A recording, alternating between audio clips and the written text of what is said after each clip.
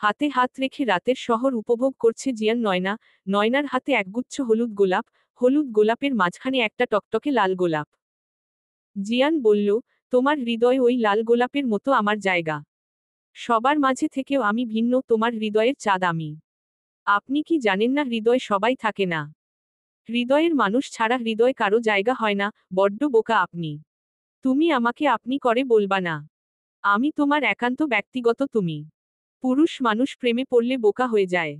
কথাটা কি সত্য? তা তো জানি। তবে তুমি তাকালেই আমি হয়ে যাই বোকা। আমার পৃথিবী যেন থমকে যায় তোমার চাহনিতে। কি আছে তোমার এই আঁখি দুটিতে? আফিম আছে। তাই আমার সাথে দৃষ্টি মেলানোর আগে সাবধান। তোমার চাহনিতে যদি আফিম থাকে, আমি সে নেশায় নেশাগ্রস্ত হতে রাজি, একবার না বহুবার শতবার। নয়না শাড়ির কুচি ঠিক করছে। জিয়ান হাঁটু মুড়ে বসে পড়ল, নয়নার হাত সরিয়ে দিয়ে নিজের হাতে ঠিক করতে লাগলো নয়নার কুচি। রাস্তায় কত মানুষ চলাচল করছে, তারা বাঁকা চোখে তাকিয়ে দেখছে। কি করছেন সবাই দেখছে তো। লোকে দেখলে দেখুক, আমার আমার বউ, আমার দায়িত্ব, আমার ভালোবাসা, তার এতটুকু কাজ করব না। লোকে পাগল বলুক, তবুও আমি তোমায় ভালোবাসব। ঈষৎ ভালোবাসার জন্য বাসায় আমাদের রুম আছে তো। রুমের মধ্যে ভালোবাসায় চাহিদা থাকে, এই ভালোবাসায় যত্ন আছে। আমি শুধু রুমের মধ্যে ভালোবাসবো আর বাহিরে বউকে পাত্তা দেব না, এমন মোটেই হবে না। দরকার পড়ল তোমাকে কোলে তুলি নিয়ে হাঁটব। হয়েছে, চলুন ফুচকা খাবো। এভাবে বললে নড়ব না। চলো ফুচকা খাবো। জো হুকুম মেরি রানী। এক প্লেট ফুচকা নিয়ে নয়না খাচ্ছে। জিয়ান নয়নার দিকে তাকিয়ে আছে। আচ্ছা, ভালোবাসার মানুষের প্রতিটি কাজ এত মণিমুগ্ধকর কেন? মনে হয় আমি ফুচকা খাওয়া না, পৃথিবীর সবচেয়ে সুন্দর দৃশ্য দেখছি। ভালোবাসা মানুষকে এক অন্য রকম অনুভূতির জগতে নিয়ে যায়। নয়না জিয়ানের মুখের সামনে একটা ফুচকা ধরে বলে, এভাবে তাকিয়ে কি দেখছেন? দেখছি আমার বউ ফুচকা খাচ্ছে, এর চেয়ে সুন্দর দৃশ্য কি আছে? আপনি বড্ড বেশি কথা বলেন, নিন হা করুন তো। জিয়ান হা করে ফুচকা মুখে নিল। দূর থেকে দাঁড়িয়ে জাহিন এই দৃশ্য দেখল। একটা কেসের ইনভেস্টিগেশন করতে বের হয়েছিল জাহিন। এমন দৃশ্য দেখে থমকে দাঁড়ালো। তার মনে হচ্ছে, সামনের মানুষ জিয়ান কেন হলো? সে কেন হলো না? হঠাৎ নিজের মধ্যে ফিরে এসে বলে, ছিহহ জাহিন, সামনে দাঁড়িয়ে থাকা রমণী সম্পর্কে তোর ভাবি, তোর চিন্তা ভাবনা এত জঘন্য হতে পারে না। জাহিন কিছুটা সামনে এগিয়ে গেল নিজের গন্তব্যের দিকে, তবে কিছু একটা ভেবে আবার ফিরে আসলো, এসে দেখে জিয়ান আর নয়না নেই। জাহিন বাইক রেখে সামনে হাঁটা শুরু করল। দেখতে না পেয়ে ফিরে এসে আবার বাইক স্টার্ট দিল। নয়না ফুচকার প্লেট টুলের উপরে রেখে নিজে উঠে দাঁড়ালো টুলের উপর। ঝুঁকে জিয়ানের শার্টের বাটন লাগিয়ে দিল। জিয়ান নয়নার দিকে তাকিয়ে বলে, ভালোবাসি প্রিয়তমা অর্ধাঙ্গিনী। নয়না টুল থেকে নেমে বলে, বিল পরিশোধ করে চলুন, এক জায়গায় কতক্ষণ থাকব? জিয়ান বিল পরিশোধ করে নয়নার হাত ধরে বলে, এই রাত যদি না শেষ হয়, তবে কেমন হতো বলো তো? নয়না হেসে বলে, সব কিছুর শেষ আছে, তাই নিয়ম অনুসারে তা সমাপ্ত হবেই। সো মিস্টার প্লেন ড্রাইভার, আকাশ কুসুম ভেবে লাভ নেই। দূর, ভাল্লাগে না। তোমার জন্য একটু রোমান্টিক হতে পারি না? আহা মিস্টার প্লেন ড্রাইভার, আবার নাকি রোমান্টিকও হতে পারে? তো তোমার আমাকে আনরোমান্টিক মনে হয়? তো তুমি তো আনরোমান্টিকই। তোমার তো হুমায়ুন আহমেদের বই পড়ে রোমান্টিকতা শেখা উচিত। ওসব শিখতে হয় নাকি? রাস্তা ফাঁকা থাকলে এখন কয়েকটা চুমু খেয়ে বুঝিয়ে দিতাম আমি কতটা রোমান্টিক। সুন্দরী মেয়ে দেখলে পুরুষ মানুষের হুঁশ থাকে না। বউ, তুমি আমাকে উস্কে দিচ্ছ কিন্তু। এরপর এর দায় কিন্তু তোমার। নয়না হুট করে তার আঁচল নিয়ে জিয়ানের হাতের কবজিতে বেঁধে দিল।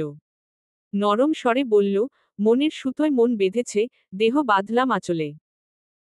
জিয়ান গেয়ে উঠল, এত ভালোবাসা গো জান রাখিও অন্তরে, দোলাও তুমি দুলি, আমি জগৎ বাড়ি দোলে।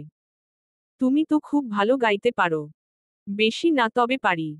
আমাদের দুজনের কণ্ঠই মোটামুটি ভালো। তবে জাহিন বেশি পছন্দ করে গানটান। হ্যাঁ শুনেছি ভাইয়া খুব ভালো গায়। তবে তোমার মতো না।